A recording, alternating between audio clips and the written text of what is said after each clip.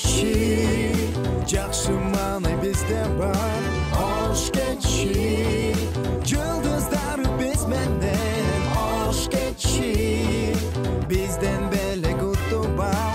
Hoş keçi, bizde yaşocu Allah. Assalamu alaikum, ардактуу замандаштар, жалпы мекендештер. Кайрыңыздар менен Ош ТВ телеканалы, анын ичинде Ош кечи программасы кезектеги чыгарылыш. Барыңыздарга мыкты эс алууга каалайбыз. Барыңыздар менен буйруса, өзгөчө сонун маанай тартуулаган таланттуу конокторубуздун алдыда таланттарына күбө болосуздар. Жагымдуу чыгарма көрсөтүүбүздү баштайт. Барыңыздарды Ош кечи программасы менен бирге болууга чакырабыз.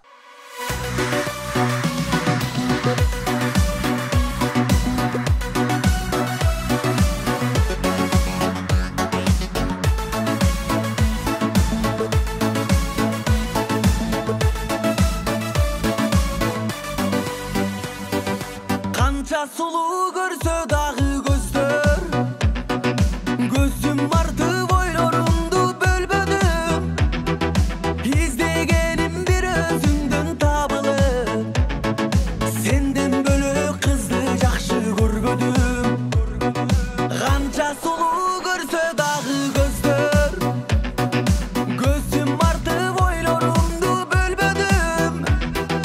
İzlegenim bir özünden tabılıp,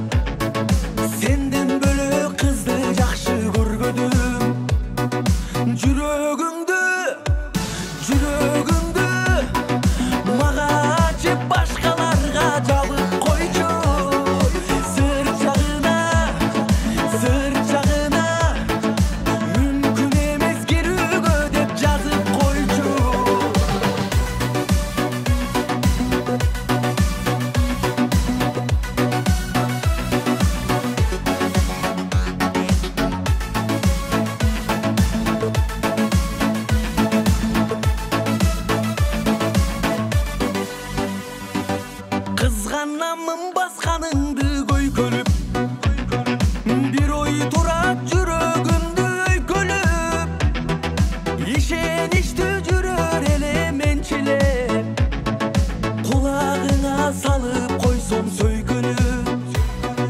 Kızganamın baskanındı göykölüp, bir oy turat жүрөгүмдү öykölüp, işenişti жүрөр ele mençilep, kulağına salıp koysom söykönüp. Жүрөгүмдү мага ачып башкаларга жабып койчу. Сыр жагына мүмкүн эмес кирүүгө деп жазып койчу.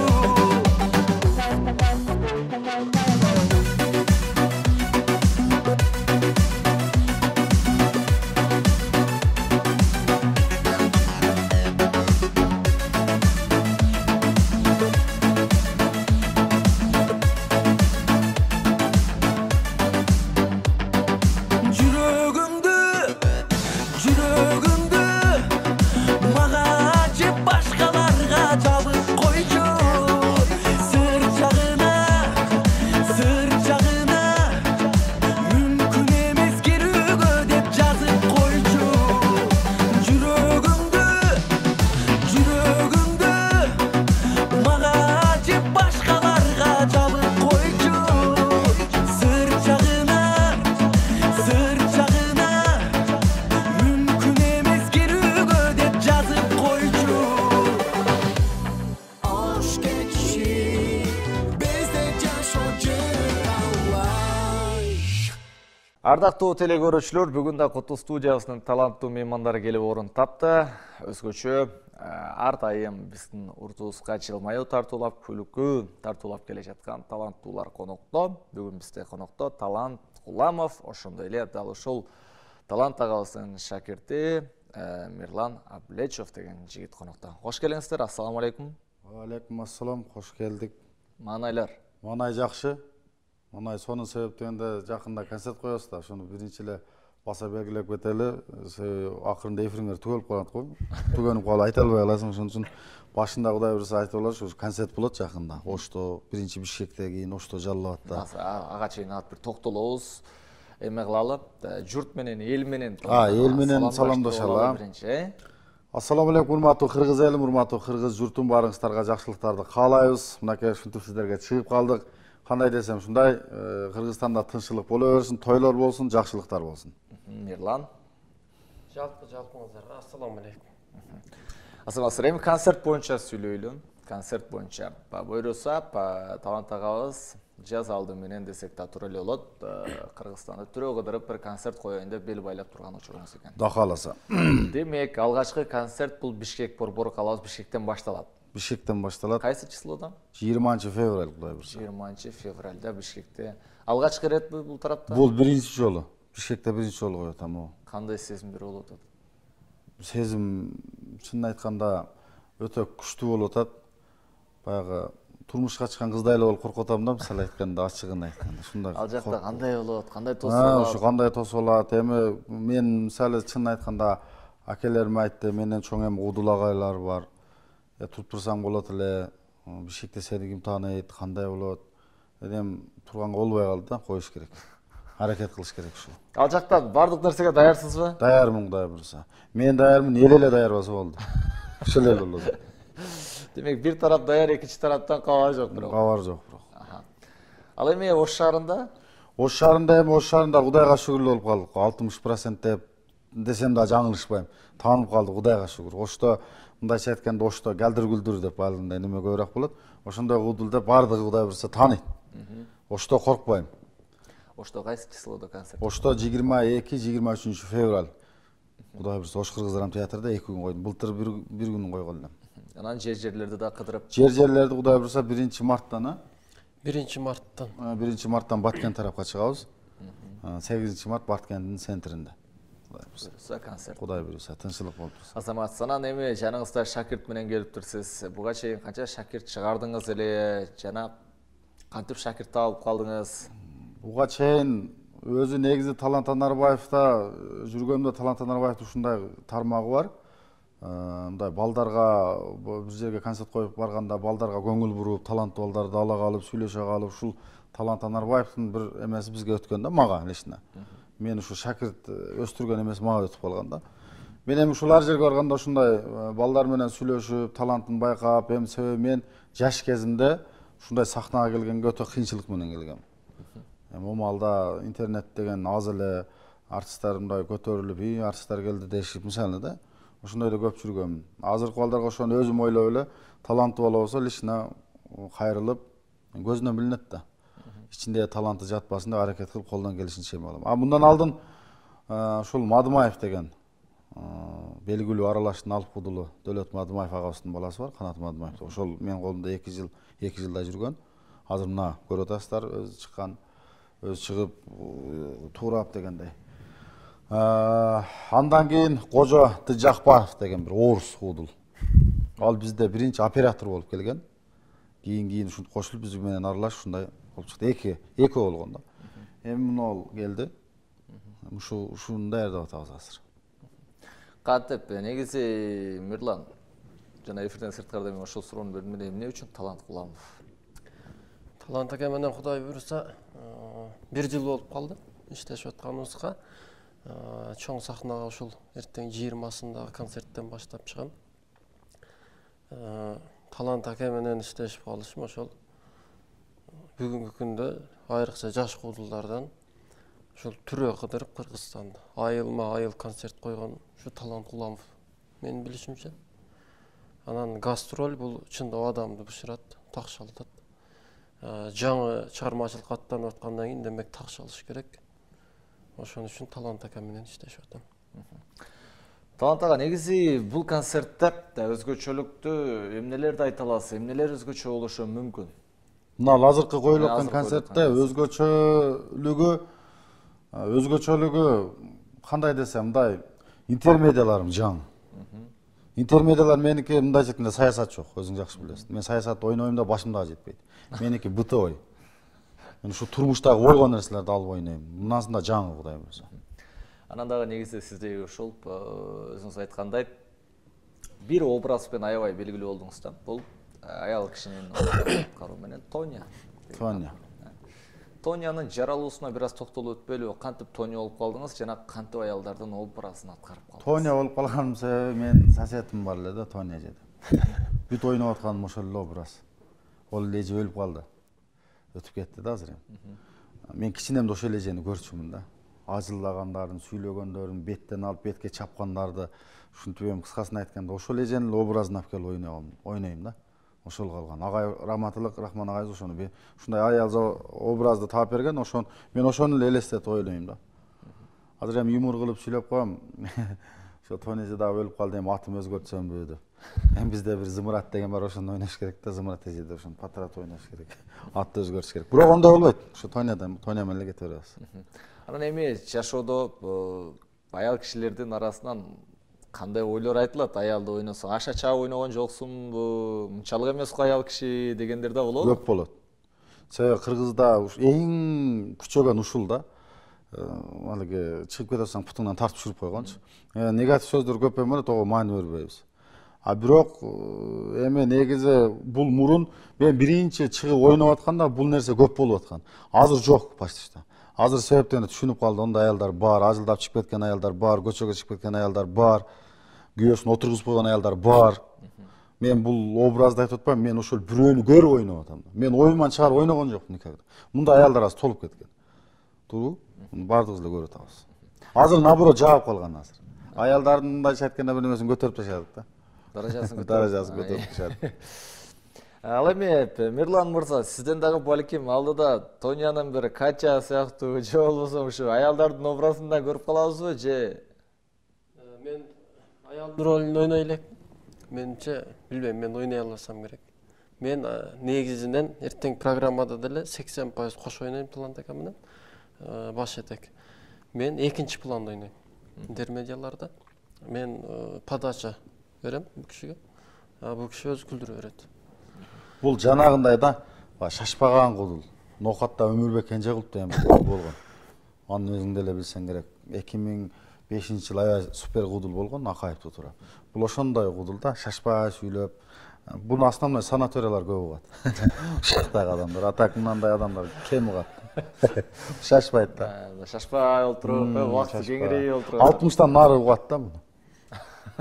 Анан бер жагын сиз күлдүргөнгө. Бул жагын биз тез ушинтип эле аз адамдар тез болуп калган. Анан дагы сиздин концерттин аты да бир өзгөчө экен, тез жашагым келип атат. Вот ушуга жакшы токтолдук. Менин концертимдин аты тез жашагым келет деген интермедиа аты ошондой.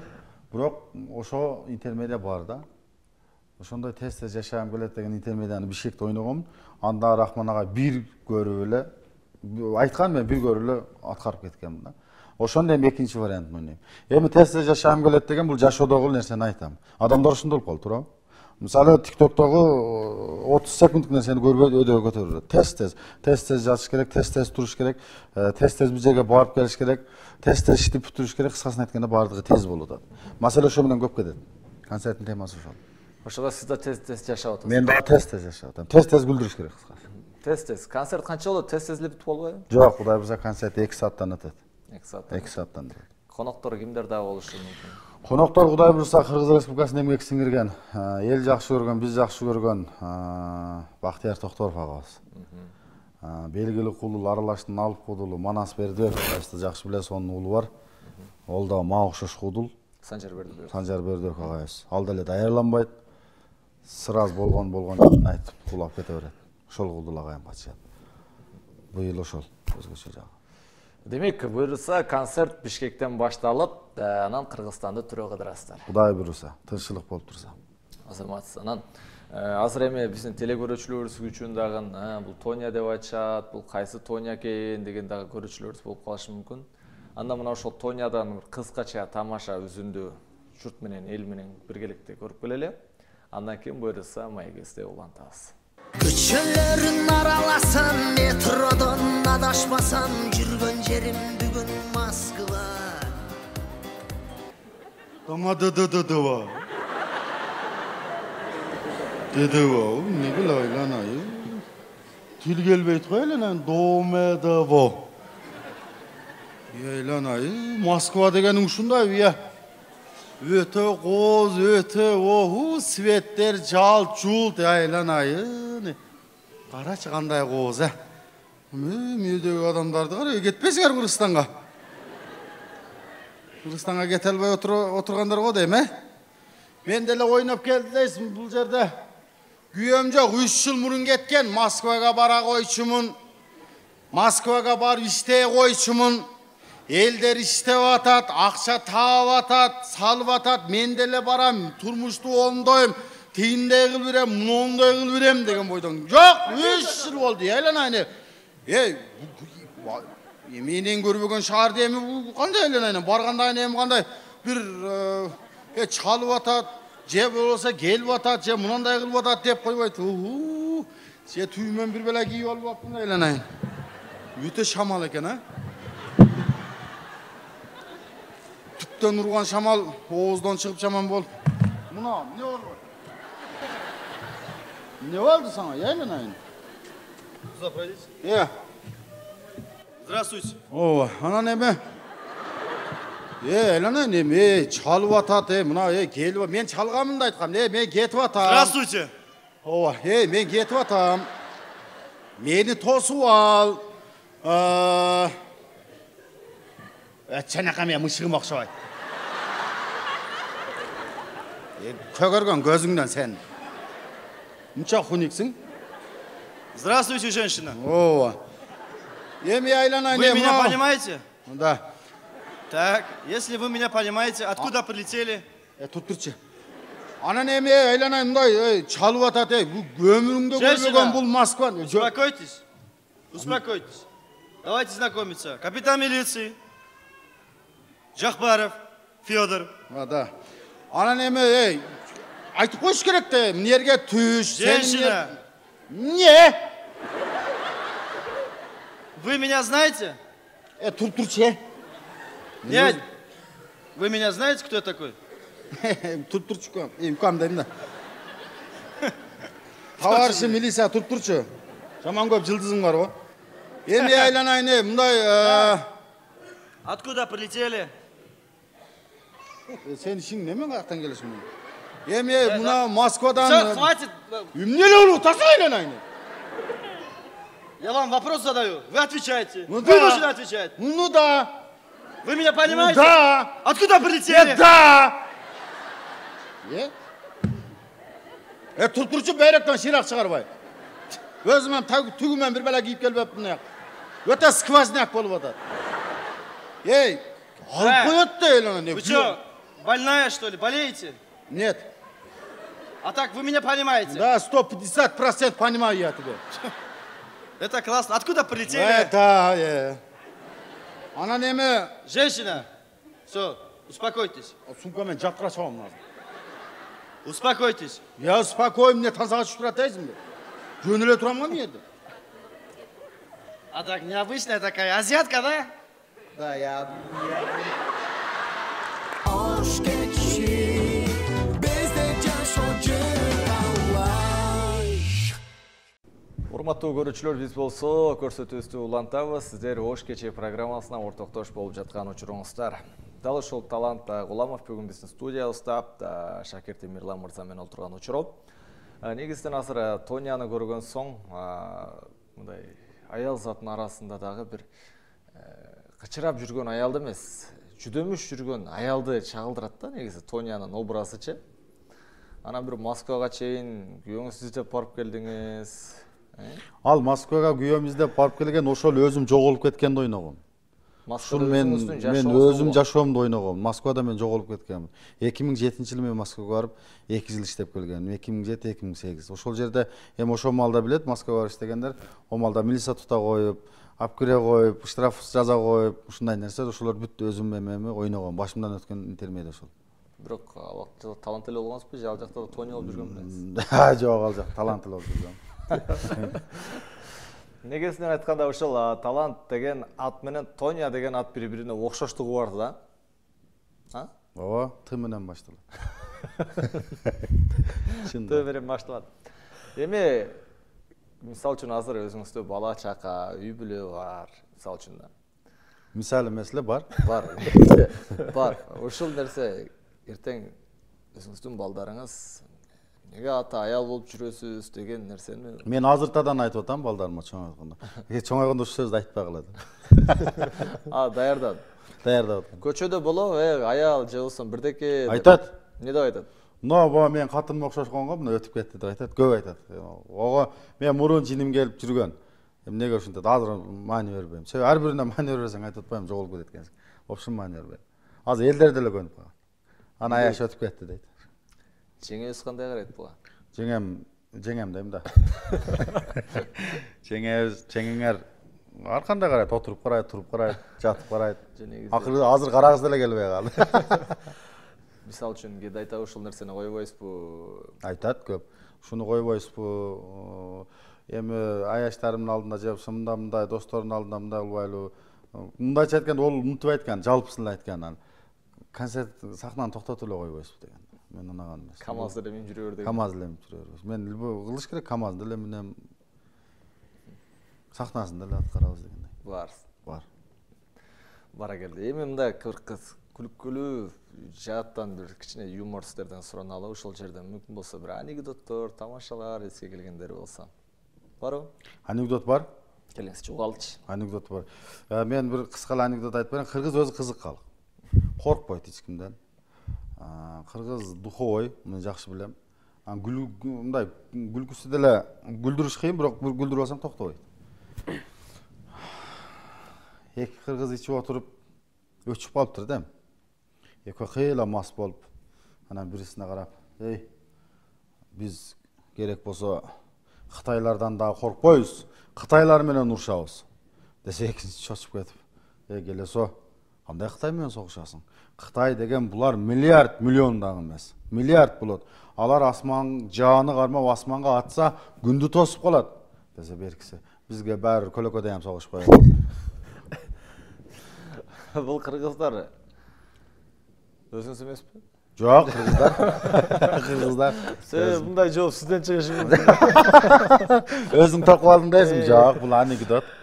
Анан да сиздин да бай жүргөн жериңиз ар дайым күлкүгө бөлөнүп турса керек деп ойлойм да. Күлкүгө. Кээде өзүңүздүн юморго өзүңүз күлөсүзбү? Күлөм. Мен күлөм. Өтө катты күлөм. Күлгөндө да эч кимге айтпай күлөм. Менде өтө катты юмор болгон да, муну айтсам сен дагы күлөсүң. Айтып көрүңүзчү. Мен жаңы үйлөнгөндө эми мен баа чыгармачылыкта көп жүрөм да. Чыгармачылыкта көп жүрүп, аякта жүрүп жүргөн ошол үйлөнүп эле мен 40 күн сыркынды ham билген эмесмин. Сразу гастролго кеткем. Гастролго кетип, гастролдо жүрүп, ушул 10 күнбү, 15 күн гастролдо жүрүп, үйгө келип, өзүм катыным унутуп калып, башка жакта жаткам да. Үйлөнгөнүмдү унутуп калып, башка жакта жаткам. Эртеси эстегем да. Мен үйлөнгөн элем го деп. Ушундай нерселер болгон. Демек бул бай азыркы кылыгыңыз жаштыгыңыздан эле бар турбайбы? Бул жаштыгыман да. Калыптанып калган. Ооба. Анан кээде мисалы үчүн сиздин юморлорду аткарганда, сахнага чыкканда азыр эмнени ойношум керек деген учурларда көп эле болсо керек. Азыр эмнени сүйлөмөкмүн, кайсы сөз калып кетти деп ой менен аткарып аткан нерсе калыштыгы бирдей кетпей калган учурлар болобу? Менде көп болот. Мен мынаны азыр сүйлөйм экен деп, наоборот, даярдансам коркуп аткара албай калам. Мен чыкканда походу согом. Чыгып эле ушу алкаштырып, шалкаштырып, ушул ондо опсунбай киз, мунда опсунбай киз, анан чыгып баса берем да. Аягы кандай болот жыйынтыгы? Аягын эми билбейм, аягын өзүм деле түшүнбөй калам. Ого мен эмес, Рахман агай деле түшүнбөй калчу. Рахман Разыков, негизи сизди көп жолу сизге дагы агай устаттык кылып жүрдү. Рахман агайдан алып калган эмнелериңиз бар мисалы үчүн? Рахман агайдан алып калган нерсем өтө бир кандай десем мындай бир эме болду. Агайдан мындай узак ойлогон нерсени алып калдым. Узак өтө. Бүгүн эртеңкини эмес, узак. Агай айткан, ушундай көтөрүлөсүң, түшкөнү жер таппай каласың. Агай шуну үйрөткөн, самолет учуш оңой балам деген. Ошо конуш кыйын деген. Ошол таасир мага калып кеткен. Агайдан ушул нерсени алдым. Агай отургузуп алып көп мындай сахна жөнүндө деле сүйлөй бербейт эле. Жашоодон алып сүйлөйт эле, ушундай секен. Шашпагыла деген сөздү көп мага көп айтчу. Анан ошо сиздер талант шоу деп, талант шоу балдары деп чыктыңыздар эле сахнага алгач ирет. Ошо талант шоунун балдары боюнча сурагым келип атат. Алар азыр эмне менен алек? Талант шоу кудулдардын балдарын азыркы эмелери көп арабат туруп кетти десең, жок. Алар звезда болуп кеттиби же турмушка алгында болуп калыштыбы? Мисалы Бегали Кадыров деген досум бар. Анын аялы күчтүү чыгып калыптыр эле Абдырбек. Жок, ол ал MBA'ге кирип кетти, бир компания. Ол кудул болбой калды. Анан Кожо Дагин бар. Асхат деген бар, Асхат деген досубуз иче берди, акыр болбой калды окшойт. Молдо болуп кетти ол досум. Азыр таксыр бир мечиттин имамы экен. Шанаев ол бизде мурун эле чыгып кеткен ана. Биз келгенде ал чыгып кеткен. Ол бизде мурун жүргөн да. Ал Шанаев, Азырам Шанаев. Ошондой Шанаев эле. Ошондой Шанаев, Азырам Шанаев. Бир кылда жүрөтүп болачы. Дагы ким бар? Мен, Кожо Жакпаров. Кожо Жакпаров кечеги болду. Мен. Таланшоодо төртөө жүргөнбүз. Бегали Кадыров, мен, Асхат Борбиев, Шанаев. Мен дагы эле мен. Талант кулан болуп жүрөм. Жок алар азыр. Жеке өз алдынча концерт бергениңизге канча убакыт болду ошондо? Жеке өзүм жеке концерт бергенме былтыр бердим да. Башка эле. Мен жаллаң башка убакта бирөөлөрдүн концертине жүргөм.